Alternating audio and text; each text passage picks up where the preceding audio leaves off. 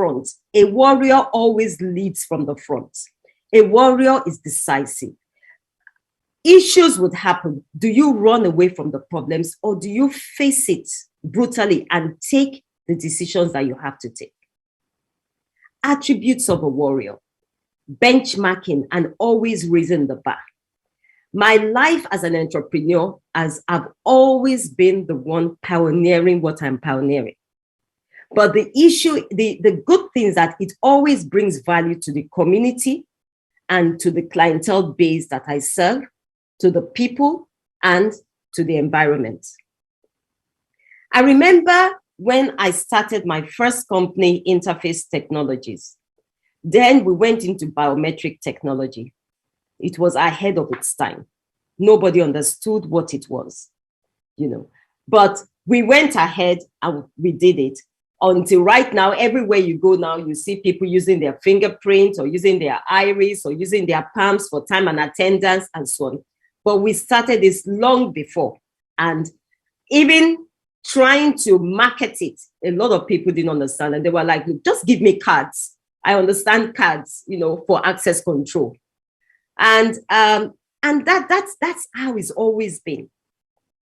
And then the interface technologies, we started that. I ran that for a couple of years. And I saw another opportunity, another white space, when I was involved in the Smart Card Association in Nigeria, seeing that Nigeria was still a cash-based economy and needed to move from a cash-based economy to an electronic payment economy.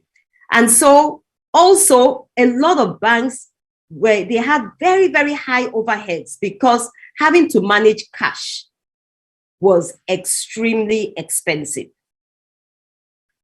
Remember we used to have bullion vans in those days, making noise and the siren going through. You don't see that anymore. So that was that. There was also a lot at that point in time. There were a few cards, but the cards were based on magnetic stripe technology, which is an old technology. And so benchmarking, and when I talk about attributes of a warrior, not afraid to take that first step. Because at the time I had the idea, I said to myself, wait a minute, why are we importing even the few cards that we have? They had a few players who were importing cards in suitcases using magnetic stripe technology, and I was like, why? And then on magnetic stripe technology, the fraud level was extremely high.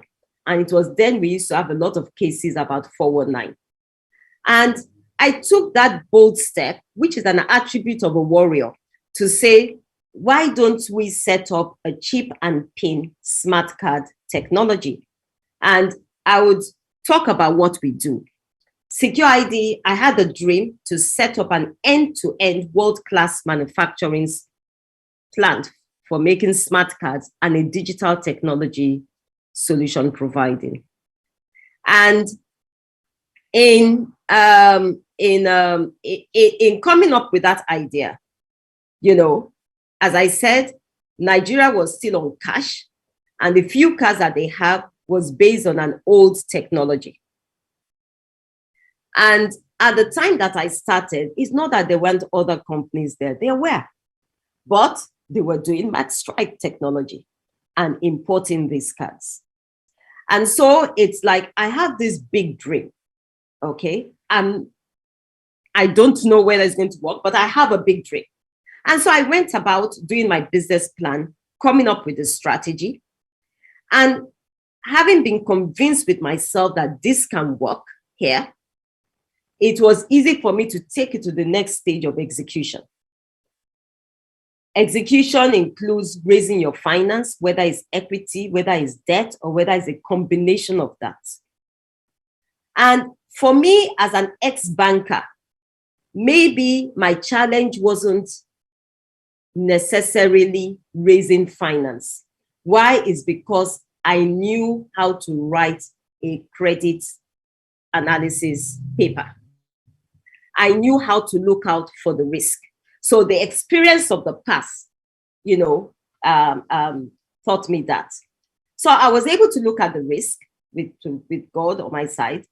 What are the risks? What can we do? And so on and so forth. And to come up with a strategy. So execution and executing that smart card plan was I would say at the time, successful.